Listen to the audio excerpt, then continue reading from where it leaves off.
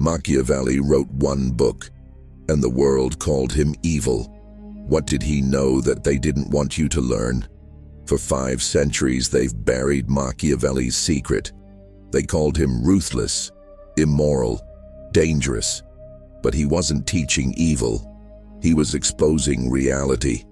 The Prince wasn't a guide to cruelty. It was a manual for survival in a world that punishes weakness and rewards control.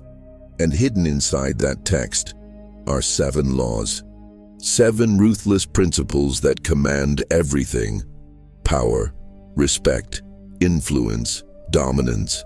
The world operates on these laws whether you accept them or not. Kings understood them. Empires were built on them. And the people who refuse to learn them, they spend their lives wondering why fairness never saved them, why kindness got them nowhere, why their goodness was mistaken for weakness. Machiavelli didn't create these laws. He simply had the courage to name them. And now you're about to hear what most people will never understand. These 7 laws don't ask for your approval. They exist. And once you see them, you can't unsee how the world really works. Every time you chase closeness, you teach people you're disposable. They see your eagerness. They smell your need for approval. And in that moment, you become predictable, controllable. Familiarity doesn't breed trust. It breeds contempt. The more you give yourself away, the less value you hold. People don't respect what they can access anytime. They respect what remains just out of reach. Distance isn't cruelty. It's survival psychology. You think being available makes you valuable. It doesn't. It makes you forgettable. When you're always there, always answering, always accommodating, you erase your own boundary. You become wallpaper. I've watched people destroy their own dominance by trying to be everyone's friend. They confuse connection with power.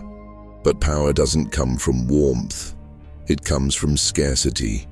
The moment you create space between yourself and others, you create mystery. And mystery triggers curiosity. Curiosity creates respect. Look at leaders who command rooms without speaking. They don't lean in, they lean back. Their silence carries weight because it's rare. Their presence matters because it's controlled. You can't manufacture authority by being everywhere. You build it by being selective. Distance is a weapon disguised as aloofness. It forces people to come to you. And when they come with respect, not entitlement. The less you offer, the more they value what you give.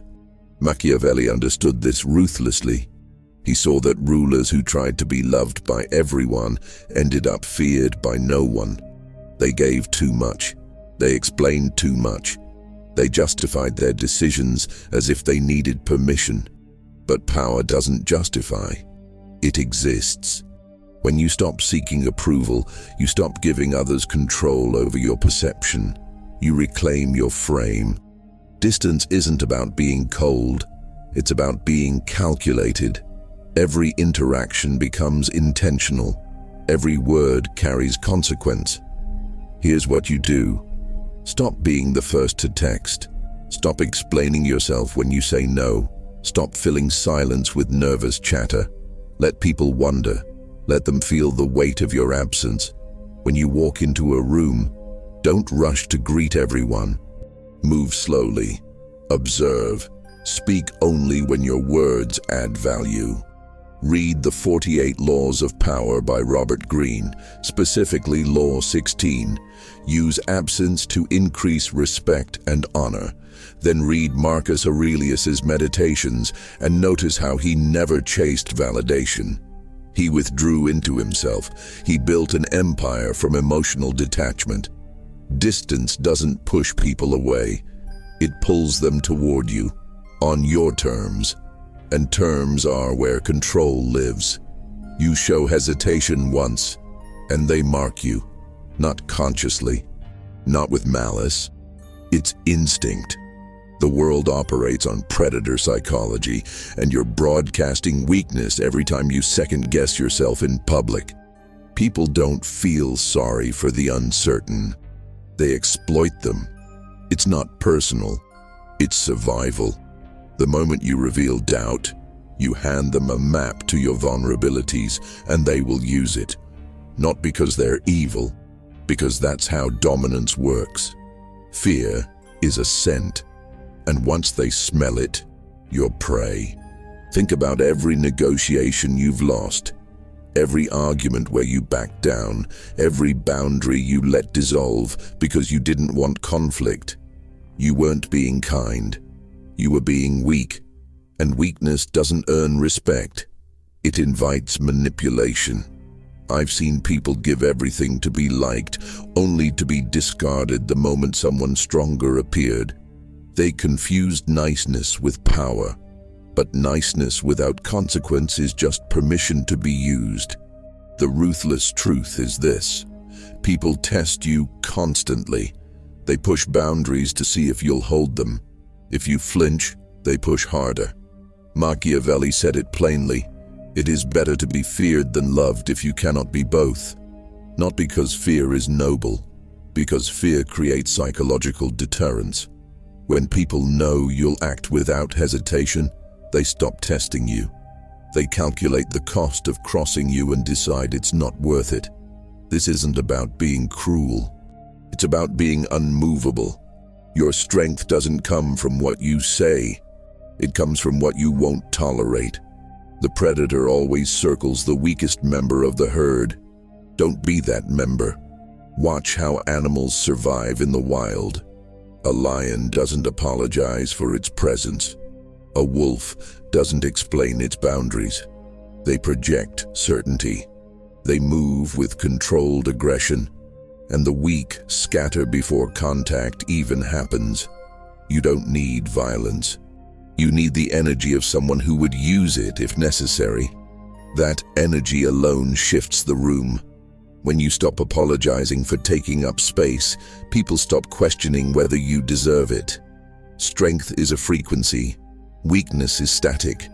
Choose which signal you're broadcasting. Here's your recalibration. Stop softening your statements with maybe or I think. Say what you mean. Hold eye contact 3 seconds longer than feels comfortable. When someone disrespects you, don't explain why it's wrong. Just remove access. Cut the conversation. Walk away. Let silence deliver the consequence. Read The Art of War by Sun Tzu, specifically the chapters on deception and positioning. Then study behavioral psychology. Look into the concept of frame control in negotiation theory. Learn how FBI hostage negotiators used controlled calm to dominate chaotic situations. Weakness isn't genetic, it's learned. And what's learned can be unlearned. Predators hunt emotion, become stone. You think arguments are won with facts. They're not. They're won by whoever controls the story being told. People don't react to reality. They react to the version of reality you allow them to see. The frame is everything. It's the context, the narrative, the lens through which they interpret your actions. If you let someone else define the frame, you've already lost. They set the rules. They decide what matters. And you're just responding, which means you're following. Control is never in the reaction. It's in the redefinition. Every time you defend yourself, you accept their frame. You validate their accusation by addressing it. That's the trap. The moment you explain, you submit to their version of events, but power doesn't explain, it reframes. Someone says you're aggressive, you don't deny it. You redefine aggression as clarity. Someone calls you cold, you don't apologize. You reframe coldness as discipline. The weak argue within the boundaries others set. The ruthless redraw the boundaries entirely. I've watched people lose careers, relationships, entire reputations because they fought the accusation instead of changing the game. Machiavelli understood this deeply. He didn't argue morality with his critics. He redefined what morality meant in the context of survival. He said rulers must learn not to be good when goodness becomes a liability. That's frame control. He didn't accept society's definition of virtue. He created his own, and those who couldn't reframe their thinking stayed trapped in someone else's story. You can't win a game where the other person wrote the rules, so you don't play their game. You make them play yours. Think about courtroom trials. The lawyer who wins isn't the one with the most evidence. It's the one who tells the most compelling story. They frame the defendant as victim or villain. They frame the timeline as coincidence or conspiracy. Same facts, different frame, different outcome. Every conversation you have operates the same way. When your boss criticizes your approach, you don't defend the approach. You reframe the criticism as lack of vision. When someone questions your boundary, you don't justify it.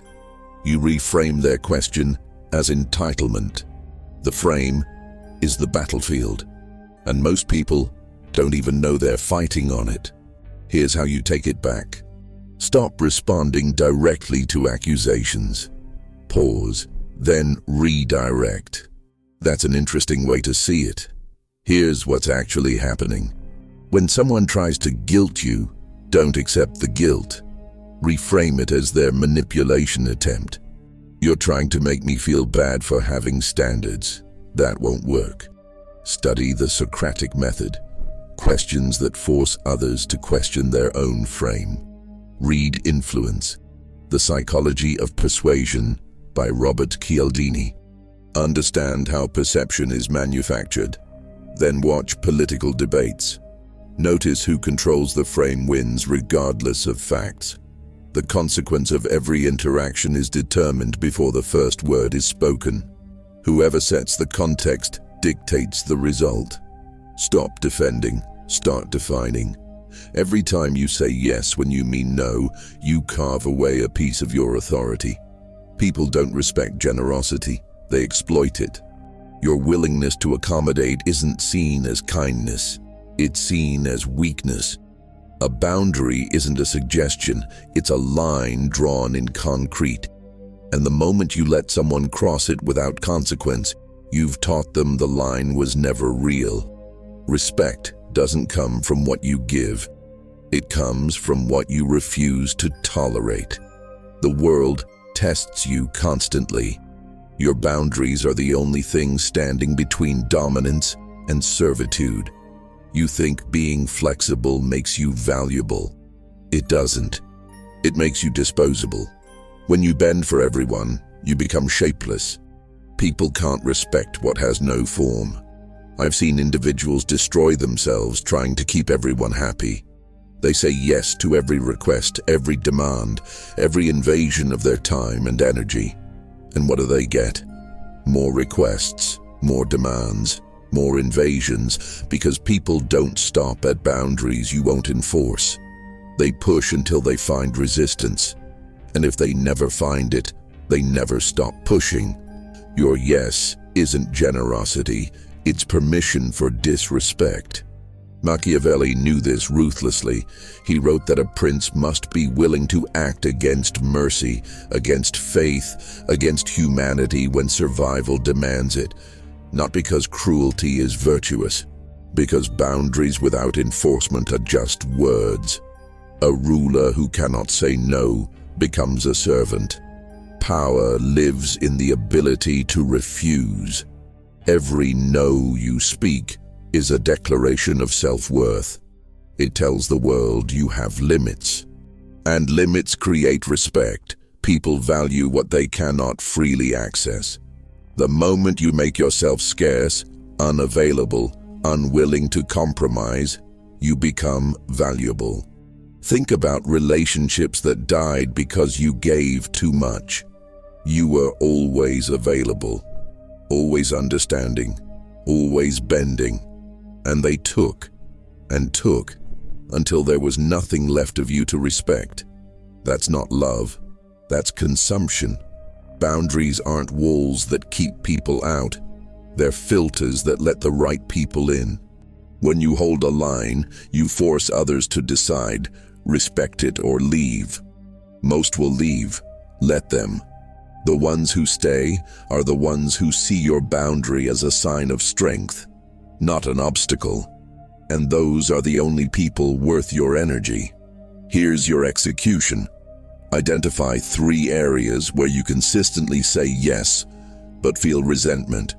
Work, relationships, time. Pick one. Say no to the next request in that area. Don't explain, don't justify, just no. Watch what happens. Some will push back. Let them. Hold the line. Read Boundaries. When to Say Yes, How to Say No by Henry Cloud. It'll give you the psychology. Then read Seneca's Letters from a Stoic, specifically the letters on time management and valuing yourself. He understood that saying yes to everything is saying no to yourself. Your boundary is your power. The sharper it is, the more it cuts through bullshit. And respect only flows toward those who can walk away without looking back. Competition exposes your hand. It reveals your strategy, your weakness, your desperation to be seen as superior. The moment you enter the race, you accept someone else's measurement of power. You validate their frame. You give them a target, and targets get hit. Real dominance doesn't announce itself. It operates in the shadows, restructuring the game while others argue over who's winning. Machiavelli taught this with surgical precision. Appear weak when you are strong, not as deception for its own sake, as survival psychology. The loud are always watched, the silent are underestimated, and underestimation is the ultimate tactical advantage. You think visibility equals power. It doesn't. It equals vulnerability. Every time you compete openly, you invite scrutiny. People study your moves, they learn your patterns, they find your gaps. I've watched brilliant people destroy their own trajectory by needing to prove they were the best. They posted their wins. They argued their superiority. They made noise. And while they were performing, someone quieter was positioning. Someone who understood that control isn't about being recognized, it's about being inevitable. When you dominate silently, people don't see you coming. And by the time they do, it's too late to respond. Look at how apex predators hunt. A lion doesn't roar before the kill. It stalks. It observes. It waits for the perfect moment when the prey is isolated and unaware. Then it strikes with absolute precision. No warning, no hesitation, no unnecessary energy wasted on intimidation. The prey never saw the threat until it was already over. That's silent domination. You don't compete with the herd. You position yourself above it, unseen, until the moment you choose to act. Competition is for those who need validation. Domination is for those who need results. Think about the most powerful people you know, not the ones who talk about their success, the ones who simply have it. They don't argue their value. They don't compare themselves to others. They move through spaces with quiet certainty. Their presence carries weight because it's not desperate for attention. They've mastered the art of strategic invisibility. They let others fight for the spotlight while they control the infrastructure beneath it. Noise is weakness. It signals insecurity. Silence is confidence. It signals you have nothing to prove because the outcome is already determined. Here's your recalibration. Stop announcing your plans. Stop celebrating your wins publicly. Stop engaging in debates about who's better. Just execute. Let your results speak when they're undeniable. When someone challenges you, don't argue. Smile. Nod. then outperform them in silence. Read The 33 Strategies of War by Robert Greene, specifically The Art of the Guerrilla War of the Mind strategy. Then study how Jeff Bezos built Amazon while others were competing in the open market. He operated under the radar until his infrastructure was unbeatable. Learn chess. Master the concept of quiet moves that seem insignificant but control the entire board 3 turns later. Competition is theater. Domination is mathematics. Calculate, position, strike, and let others discover your power only after they've already lost. The moment you react, you've surrendered. Your anger, your fear, your need to be understood, all of it is a leak in your armor. People don't need to fight you when you're already fighting yourself. Emotion is the kill switch to rational thought. It clouds judgment. It makes you predictable.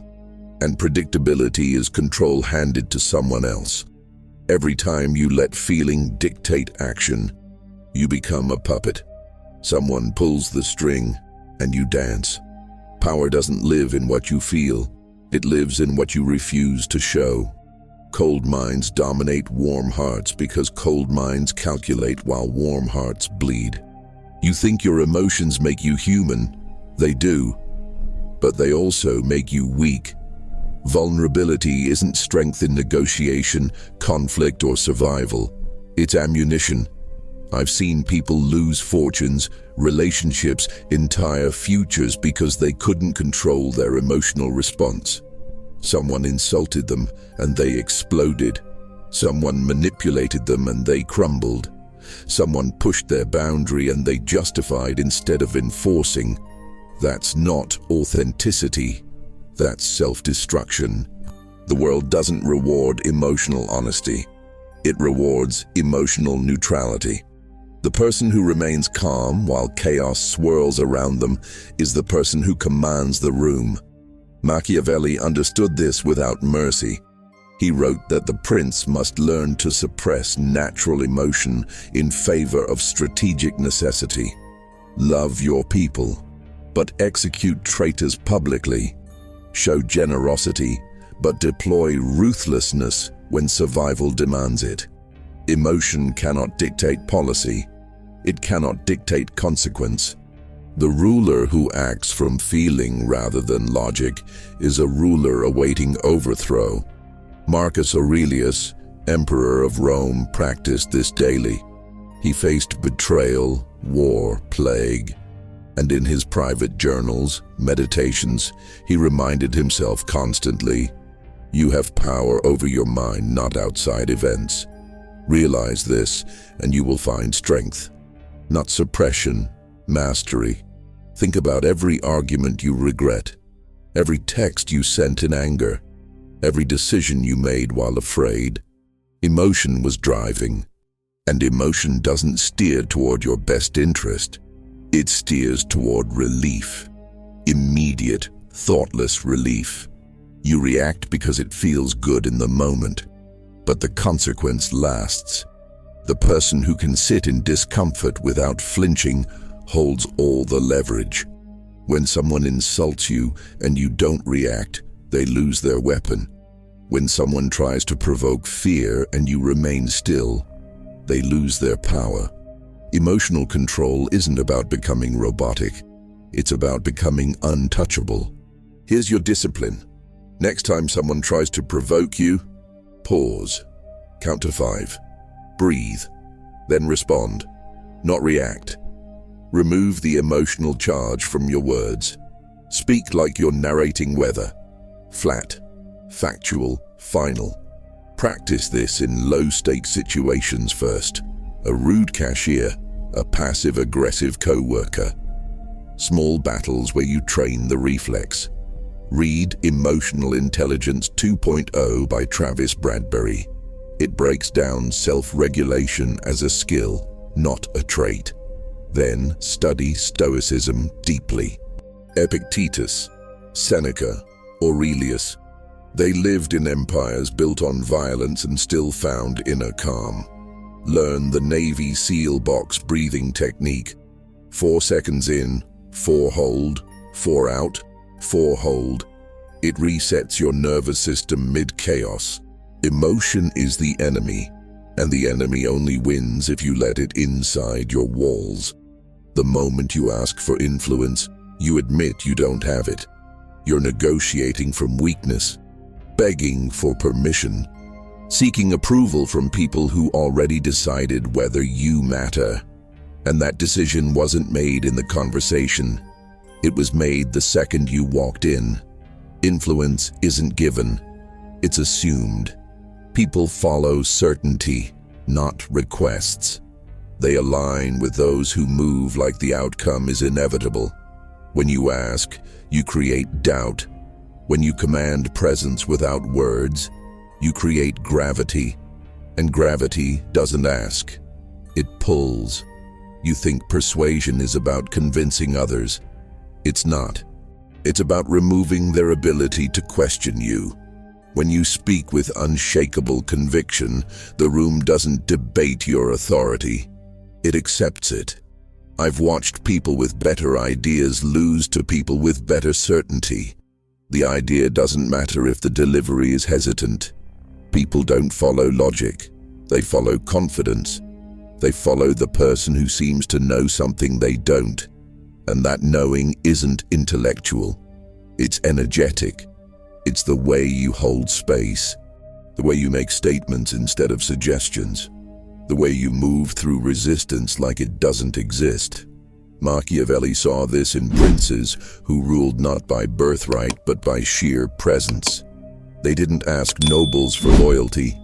They made loyalty the only rational choice. They built systems where opposing them was suicide. That's influence without asking.